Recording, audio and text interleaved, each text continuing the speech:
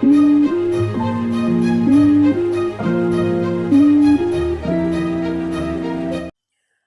everyone, good morning. Let's continue lesson 2, part 2, the Shahnai of Bismillah Khan. This lesson is about Ustad Bismillah Khan. He was a renowned Shahnai player in India. He is a legend because he did something which has historical significance. He played the Shahnai on the day India got independence, that's 15th August 1947. At the Red Fort before the Prime Minister of India, Pandit Jawaharlal Nehru gave his speech. Before that, Bismillah Khan played the Shahnai in order to signify something auspicious for the whole country was about to happen. India was about to get freedom. And so, on that occasion, Bismillah Khan played the Shahnai, and so he is a legend. In the first paragraph, we can see that Pungi was a musical instrument. When the Mughals ruled India, before the Britishers came, there was a very famous Mughal ruler named Aurangzeb. He did not allow the Pungi be played in his royal residence because he felt that it had a shrill, unpleasant sound. So, any musical instrument which is made with reeds like we have flutes, clarinets, they all are classified as pungi. So, pungi is a broad term for any type of instrument which uses wind to produce sound. As Aurangzeb has banned all these reeded noisemakers, he had banned pungi in his royal residence. No one thought that one day such noisemakers, such instrument which made unpleasant sound would be played and their sound would be liked by the audience. As the pungi had an unpleasant sound, there was a barber who belonged to a family of professional musicians, and he wanted to play the pungi, but he knew that the sound produced by pungi was unpleasant, and so he decided to improve the sound. This barber took a pipe which was a hollow stem. It was longer and broader than the pungi. He made 7 holes on the body of the pipe. If you have seen a flute, it is something like this. It's a pipe which is hollow from inside and has uh, holes on it. Okay. Then he blew air into the pipe and closed and opened different holes. He found that soft and melodious sounds were produced when he did like this. When the barber played this instrument in the royal court, everyone liked the sound produced by it. The royal court thought that this instrument was different from the pongi, and so it should have a different name also. Now, there is a story behind the name given to this instrument. This instrument was played for the first time in the royal residence of the Shah. Shah was a name given to king. Mughals called the kings as Shah. And as a Nai, that is the Indian term used for a barber, had played it for the first time, they called it Shahnai. So the first part is Shah, which stands for Shah, and the second part Nai, that is a barber. So this instrument was named as Shahnai. Okay. The sound which was produced by Shahnai was considered to be a good omen, and so it was played on good occasions. You can hear Shahnai being played at many temples and at weddings also. The Shahnai was a part of the Nawbat. Nawbat is an Urdu word, and it means traditional ensemble. That means a traditional group of 9 musical instruments. These nine musical instruments were played at the royal court, and Shehnai was also a part of Navbat. The Shehnai was played at the king's court, in temples, and at weddings. It was used on stage in performances, and the credit for that goes to Ustad Bismillah Khan, who was a legendary Shehnai player, and people wanted to hear him play the Shehnai. When Bismillah Khan was 5 years old, he lived in an old estate named Dumraon in present day Bihar estate. He used to play gilli danda, an old sport quite similar to cricket. Also, he would go to the nearby Bihariji temple. Although Bismillah Khan was a Muslim, he would go to the temple and he would sing this song Chaita in Bhojpuri language. Bhojpuri language is spoken in an area of Bihar. When he would finish reciting the song, he would get a big laddu as reward, and the weight of that laddu was 1.25 kilogram. Okay, 1.25 kilogram was the weight of that big laddu.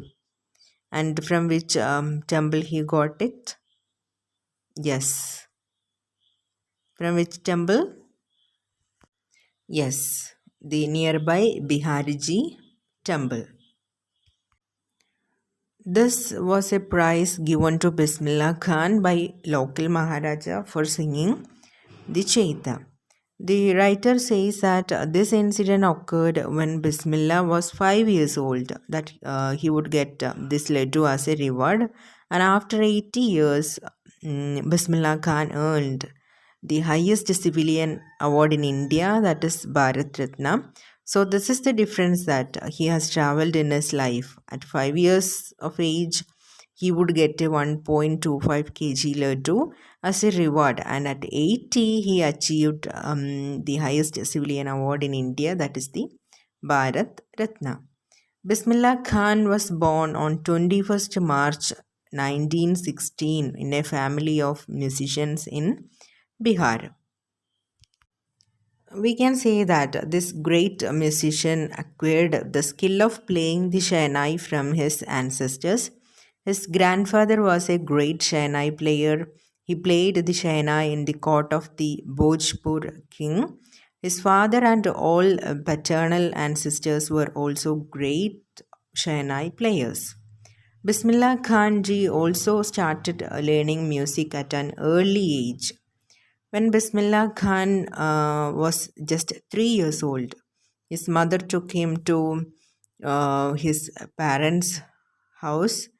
Her parents' house, to his maternal uncles. Maternal uncles means the um, uncles from his mother's side. They lived in Banaras. Banaras is today called Varanasi. And when Bismillah Khan saw his maternal uncles play the Shaina, he was attracted towards it and he also wanted to learn playing it. Bismillah Khan started going with his uncle Ali Baks to the Vishnu temple in Banaras. Ali Baks was on a duty to play the Shainai at the Vishnu temple of Banaras.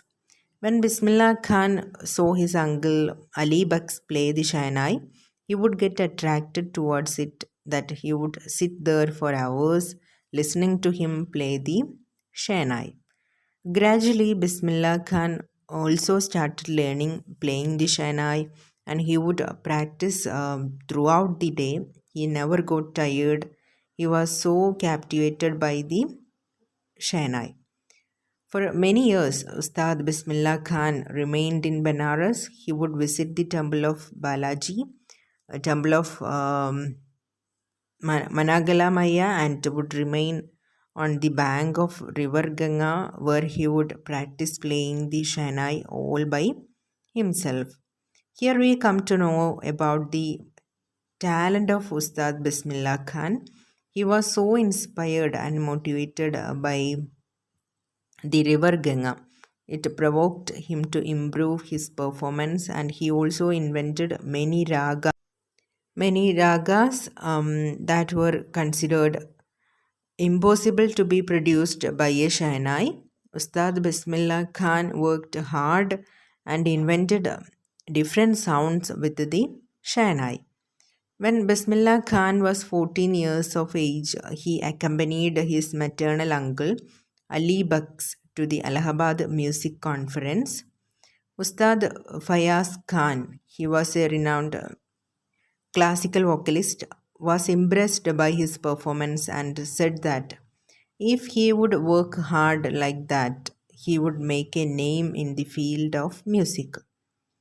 When the All India Radio started its radio station at Lucknow, Ustad Bismillah Khan started performing from there. Often his Shahnai performance would be on air. Ustad Bismillah Khan was the first Indian to greet the entire nation through his Shahnai. He played the Shahnai from the Red Fort on this memorable occasion. The rag that was played by Ustad Bismillah Khan on the occasion of the independence of India was Rag Kafi. He played it from the Red Fort. After his performance, the first Prime Minister of India, Pandit Jawaharlal Nehru, gave his famous speech, Tryst with Destiny. Bismillah Khan gave many performances in India and abroad. Some of them are memorable, like the one Afghanistan. The king of Afghanistan, King Zahir Shah, really liked Bismillah Khan's performance, and he gifted him many things which were made in Afghanistan, like Persian carpets, so that Ustad Bismillah Khan would remember his first visit abroad, that was to Afghanistan. So his first visit was to Afghanistan. First visit to abroad was to Afghanistan. Then there were many other people also who were attracted to his Shehnai's music. Kunj Auti Shehnai was the name of a Hindi movie. It was directed by Vijay Bhatt, and actually he really liked the sound of the Shehnai played by Bismillah Khan, and that is why he named his movie as Kunj Oti Shehnai. And in that movie there was a song, Dil Ka Khilona Hai Toot Gaya. It was composed by Ustad Bismillah Khan and became a chartbuster, and it broke all record. Although this song was a chartbuster, Bismillah Khan got a lot of success in this film, but he composed music for only two films. Okay, even though he was a great musician, he got opportunities to compose music for only two movies. The names of the movies were Kunj Oti Shehnai, made by Vijay Bhatt, and a Kannada movie made by Vikram Srinivas called Sanati Appanna. Okay, so these are the two movies he could work. First one, Kunj Oti Shehnai, and Sanati Appanna, which was a Kannada movie.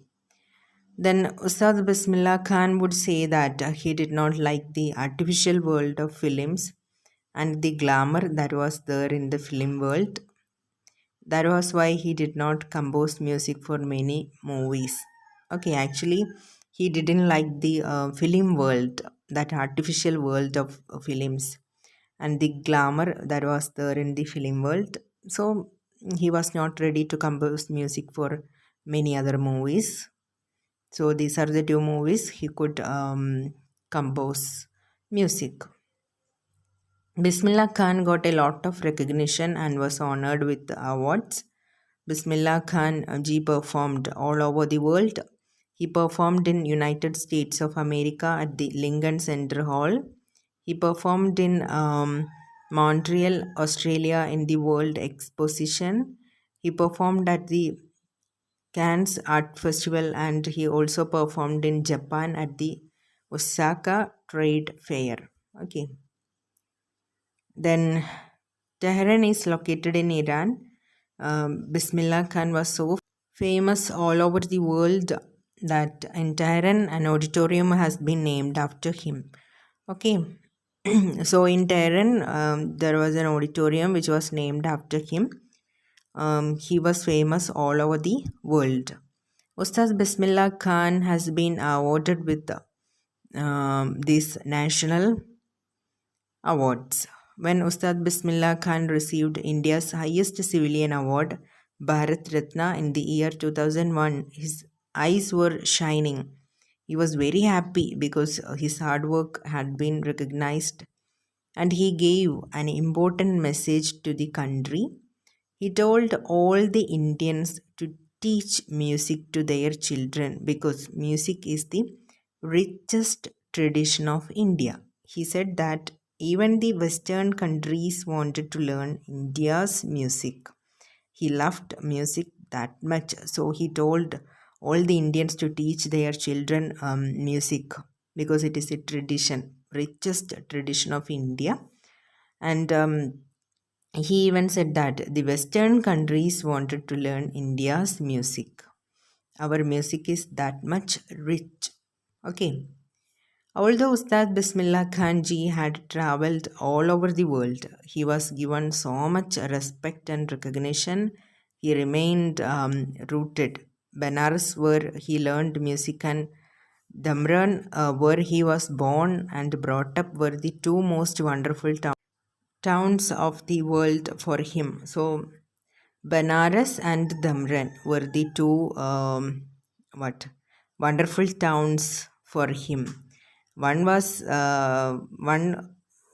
his birthplace, and the second one was the place where he taught music. He learned music. Okay. He was so down to earth that although he had traveled all over the world, still he was attached to his birthplace. Okay. Actually, even though he was world famous, he traveled all over the world. He was that much attached to his birthplace. There was a student of Ustad Bismillah Khan, and he wanted that Ustad Bismillah Khan should set up a Shahnai school in USA. He promised that he would recreate the Temple of Benares in America for Ustad ji, as he would miss it. Now Ustad Bismillah Khan was attached to River Ganga also. So he asked his student that would he transport the River Ganga also to America. That is really funny. One of his students um, said that he would set up a Shahnai school in USA. He promised that he would recreate the temple of Banaras in America. Then Ustad Bismillah Khan said actually he was too attached to River Ganga also. So would he transport the River Ganga also to America? So he wanted to say that he could not leave India. He was attached not only to the temples of Banaras but also to the holy river Ganga. That's why he was too attached to his motherland. Okay, he could not leave India. He was that much attached to the temples and the river Ganga. Ustad Bismillah Khan said that whenever he visited any foreign country, he longed to see India. He wanted to return to India. And then he says that when he was in India, in Mumbai, he yearned to visit Banaras and the Ganga River. And when he was in Banaras, he missed his birthplace, Dumran, and the Mata, where he sang Chaita and was rewarded with the laddu of 1.25 kg weight by the Maharaja. So it shows that how much he was attached to all these places, how he missed all these places when he was away from there. Here the writer says that Ustad Bismillah Khan was a perfect example of the rich cultural heritage of India. His work was beyond the religion barriers. Although he was a strict Muslim, he followed the Muslim laws, but every morning he would play the Shahnai at the Kashi Vishwanath temple, which was a Hindu temple. This shows that he did not have the barriers of religion in his mind, even though he was following Islam very strictly. He did not have the barriers of religion in his mind. He was a true Indian. He considered music to be India's richest cultural heritage. So he considered music to be India's richest cultural heritage. Ustad Bismillah Khan had been ill for a long time and he died on 21st August 2006 at the age of 90. Okay. The entire country mourned the death of the legendary musician. There was a holiday for one day and he was given a state funeral. So, in short, we can say that Bismillah Khan made a valuable contribution to the world of music through the Shehnai. For this, he was honored with India's highest civilian honor, the Bharat Ratna, in 2001. He hailed from a family of musicians. He improvised many new ragas with the Shehnai and thus placed it among other classical musical instruments. He won accolades on the international level too. The Mughal Emperor Aurangzeb banned the playing of the pungi in his royal court. He disliked the sound, and so the pungi was termed to be a noise maker. Then a barber tried to improve the pungi's tone. He got a hollow stem wider and longer than the pungi, made 7 holes on it, and blew into it, closing and opening the holes. It produced soft, melodious music. So he modified pungi to Shahnai. Okay. And the Shehnai became a part of auspicious occasions. It was a part of the group of 9 musical instruments that were played at the royal court. Okay. Bismillah Khan was born at Dumran, Bihar in 1916 into a family of musicians. His grandfather Rasul Baks Khan played the Shehnai at the court of the king of Bhojpur. His father Paigambar Baks and his paternal as well as maternal uncles were Shehnai players. As a child, Bismillah Khan would visit the Biharji temple to sing the Bhojpuri Chaita, for which the king rewarded him with a laddu weighing 1.25 kg. Then at the age of 3, Bismillah Khan visited his maternal uncle Ali Baks at Banaras. He saw him playing the Shehnai and was fascinated by it. Then at the age of 5, he started learning how to play it. He would spend hours practicing at the temple of Balaji and Mangalamaya by the banks of the holy river Ganga. The flowing waters of the river inspired him to improvise, and Bismillah Khan invented ragas which were considered to be beyond the range of the Shehnai. So he improvised and invented ragas with the Shehnai. At, at the age of 14, he performed at the Allahabad Music Conference and his talent was appreciated by Ustad Fayaz Khan. In 1938, he started performing from the Lucknow station of the All India Radio. The day India gained independence on 15th August 1947, Bismillah Khan performed from the Red Fort and greeted the country through his Shehnai. And he recited Rag Kafi, which was followed by Pandit Jawaharlal Nehru's famous Trust with Destiny speech. Bismillah Khan performed all around the world. His first foreign performance was in Afghanistan, where the king was so impressed that he gifted him many souvenirs. Bismillah Khan composed music for 2 films. Hindi film titled Gonj Uti Shehnai, directed by Vijay Bhatt, and Kannada film titled Sanati Appanna by Vikram Srinivas. He was the first Indian to perform at the Lincoln Center Hall in the United States of America. He also performed at Montreal, Cannes, and Tokyo. In Tehran, an auditorium was named after him, Tahar Musique Ustad Bismillah Khan. That was the name of that auditorium. Ustad Bismillah Khan said that music was India's richest heritage and had to be taught to the children. All children must be taught music. Although he had traveled all over the world, he was attached to Dumran and Banaras. Once a student asked him to set up a Shahnai school in the USA and promised to recreate the temples of Banaras there. Then Bismillah Khan asked him whether he would transport the river Ganga also, as he was attached to it as well. That shows that he can't leave India. Bismillah Khan is a true example of a secular Indian, as being a Muslim. He played the Shahnai at the Kashi Vishwanath temple. For him, music was above religious barriers. He had no barriers, religious barriers in his mind. Okay.